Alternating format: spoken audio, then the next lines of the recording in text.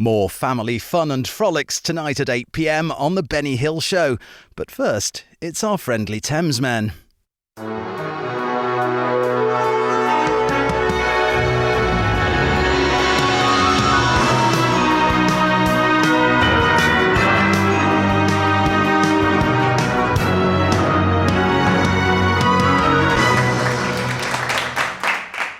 Ha ha! Wiggy wiggy! Jeez, do you say eggy? No, that's a memory. I said wakey. Eggy. Do you remember that? Oi. Yeah. What was that from? I think it was like a rugby chant or something, or like it was like a school chant or something. It was that was a long time. I haven't heard that for 40 years. We studied Latin. That's how old we are. Oh, that's where it came from, wasn't it? Yeah, but also my little boy, he studied Latin now. Hello, everyone. My name is Alex. I'm in San Francisco. I'm George. I'm in Los Angeles. And why the hell is he studying Latin? Is he going to go around naming plants? Lord knows why. Well, because they switch. One year they do Greek, and then the other year they do Latin. But if you think ancient Greek or modern Greek, no, modern Greek. But if you think if you're going to have to, it's the basis of all languages, isn't it? That's what the excuse that was given to me, and that's why I had to do it. And it was the only exam I ever failed.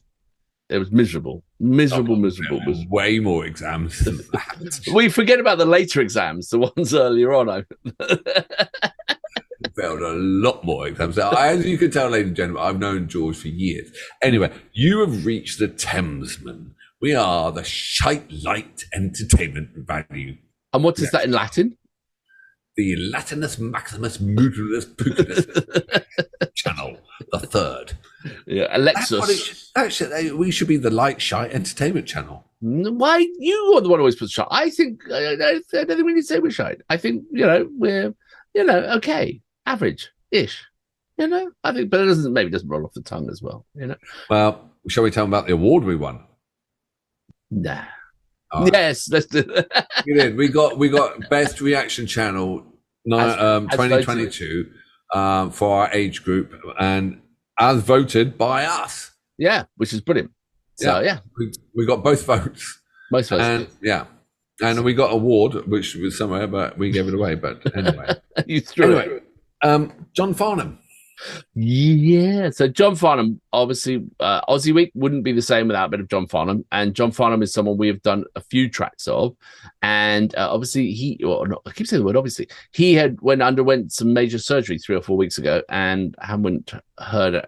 I mean, he's apparently going to be okay, but I mean, if he ever sing again is another question. But we've got an interesting track here from John Farnham, and got some notes. Yeah, well, just before you do that, get well, John, and God bless your family and everything. Hope everything goes well, and that you come out all pucker.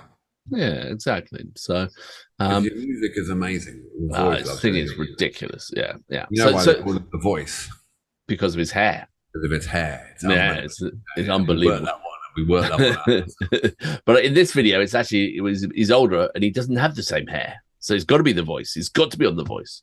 It better be The Voice this time, unless he comes out and he's known as The Hair. The Hair. No, I don't think he's not in this case. He's not. No. But this song is one we've already done. So actually, so this is from 1988, and When the War is Over, and so we did that as a Cold Chisel song. We did Chisel. For a while. We can call it Chisel now. Chisel. Yeah, we could do that. And so from the notes, it says, like, after the breakup of Cold Chisel, drummer Steve Presswich, who wrote When the War is Over, and that was why we sort of showcased it, joined the Little River Band, which was fronted by John Farnham at the time. He offered up this song for recording, and it became a staple for John in his later concerts, and also appeared as a bonus track on his Age of Reason album. So this is a crossover between Chisel and John Farnham. Good. So it'll be Cold Farnham.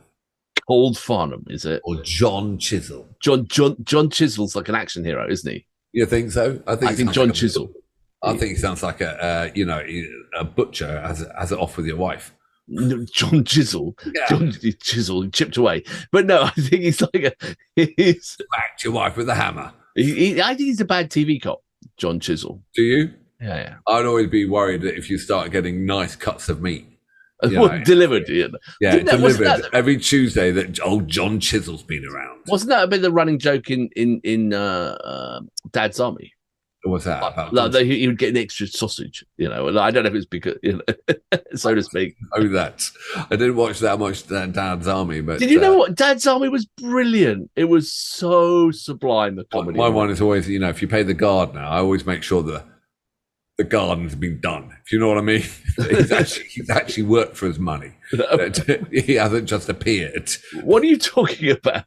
Why are you talking about your gardener? What's that got to do with Dad's Army? Am I missing the joke here? John Chisel would give extra bits of meat. Oh, I see what you're talking about. We're back to John Chisel and the gardener. I think Pedro Chisel comes around and does the garden. I make sure that the garden's been done. I'm not just paying for, Is this the same one as the joke about the flapping towel? Oh, that's a good one. Right. That's another one. Sorry, ladies and gentlemen. We will quickly move on to The War Is Over. Yes. So John Farnham, When the War Is Over. Should we do that now? You shocked me when you said John Farnham. It was like, no, John Chisel. All right. Excellent. Are you ready, sir? Yes, ready. 3, 2, 1, go.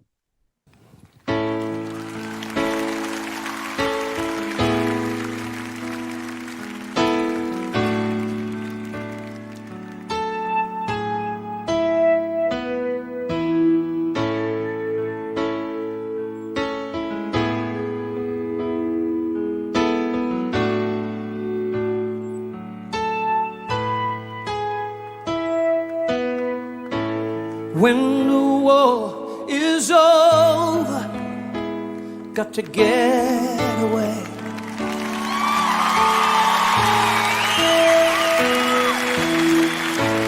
Pack my bags to no place, in no time, no day.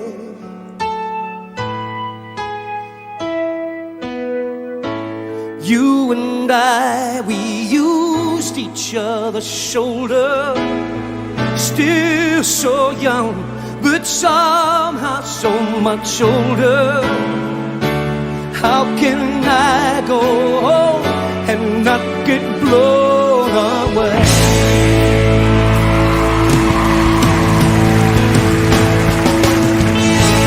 Ain't nobody gonna steal this heart away.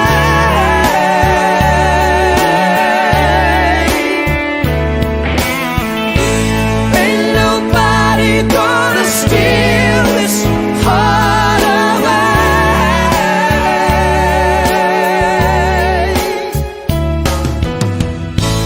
When the war is over, got to start again.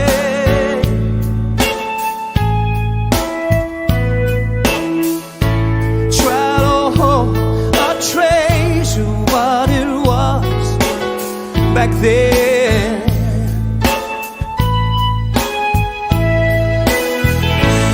You and I, we said each other's story, just a page I'm lost in all its glory.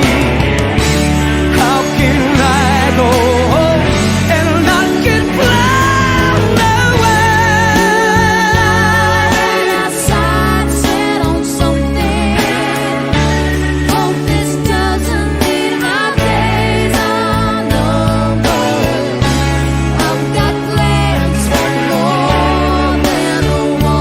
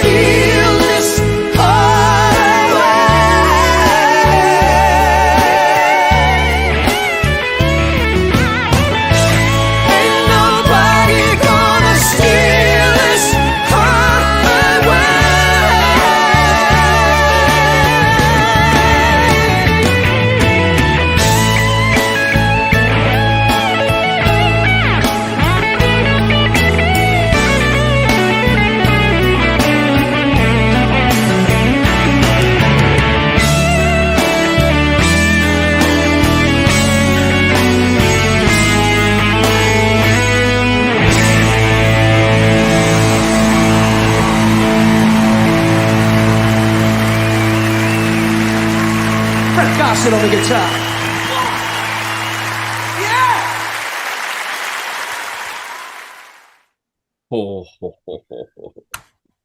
Bloody hell! There's not enough superlatives for that chap, is there? No, I mean, we're watching him. We saw some of the performances we saw him with him with, like, I don't know, 20 years before that or something. Still, his voice is ridiculous. Not just ridiculous. Well, first of all, he's still got his voice. Not just ridiculous, mind-blowingly ridiculous. At the octave range he's got. You think he's at the top, and then he goes for that really high part. Is how do you get up there? And the way he's playing with the dynamics of his voice by moving his microphone around, even subtle changes, he's sort of using that to best effect as well at the same time. It is astounding to watch. And the other thing I thought was, like, the band were great. The band were fantastic, but you're not there to see the band. No. They're not there doing they're not in that track anyway. They're not, they're phenomenal musicians and the backing vocals are great. But it's all about John Farnham. It's not because he's like an egomaniac or anything. It's just, he is the center of attention for that track. Talent so big. It's so big that they could be the best band in the world, but it doesn't really matter. Really. No. I totally agree. I mean, he filled out that stadium, and I would love to have heard, if he ever did an acoustic album as well. That would have, because I reckon his tender stuff is so good. Well, like an unplugged kind of thing. Unplugged, absolutely. I think you would really. He does it. As he said, the band were great. They were just brilliant musicians, but they were just a backdrop. It's John Farnham. So to actually have an unplugged John Farnham as well, which would have been very special. But like, Christ almighty, people say he's a plumber. Can you imagine him with his head, behind a toilet, singing upstairs in the bathroom, fixing? It's just, what the hell is that going down? Well, maybe that's where he learned his use of acoustics, like the echo of a bathroom. Maybe that was how he learned the reverb. The reverb in the toilet bowl. Well, I don't know about it. Or the shower cabinet. Maybe let's be nice about it, But maybe he held a shower cap, like a shower bit like that, and just sang. Maybe don't do that. It doesn't look good on video. We could edit that bit out. Okay. The big fat rubber end of my vibrating toothbrush, and put it in his mouth and he'd just kind of sit there like, oh yeah, that feels good. That hits a spot. My gums are itchy.